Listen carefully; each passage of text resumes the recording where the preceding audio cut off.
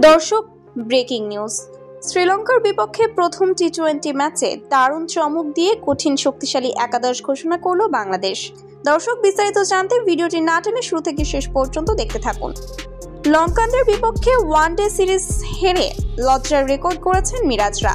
তাই এবার লক্ষ্য টাইগারদের টি-20 সিরিজে 10 জুলাই বাংলাদেশ সময় রাত 7টায় পল্লেকেলে আন্তর্জাতিক ক্রিকেট স্টেডিয়ামে অনুষ্ঠিত হবে। আর তাই এবার টি-20 সিরিজে ঘুরে দাঁড়াতে বিশাল পরিবর্তন নিয়ে শক্তিশালী একাদশ ঘোষণা করল বাংলাদেশ। আসুন দর্শক, এক নজরে দেখে নেই টাইগারদের শক্তিশালী একাদশটি। অধিনায়ক লিটন কুমার দাস। ওপেনিংয়ে দেখা যাবে পারভেজ হোসেন ইমন এবং তানজিদ তামিমকে। ওয়ানডে ব্যাটিং করবে লিটন দাস। মিডল অর্ডারে খেলবে নাইম শেখ। 5 নম্বরে মাঠে নামবে তৌহিদ হৃদয়। 6 নম্বর পজিশনে খেলবে শামীম পাটোয়ারি।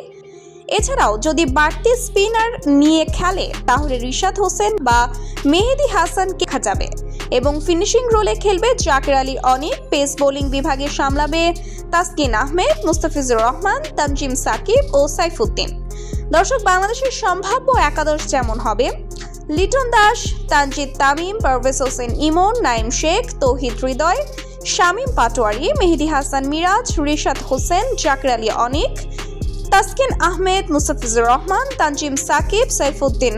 তো দর্শক, আপনাদের কি মতামত? টাইগারদের এমন শক্তিশালী একাদশ দেখে বাংলাদেশ কি পারবে প্রথম টি-20 ম্যাচটি জিতে জয়ের ধারা নিয়ে ঘুরে দাঁড়াতে? তা এই বিষয়ে জানিয়ে দিন আমাদের ভিডিওর কমেন্ট বক্সে।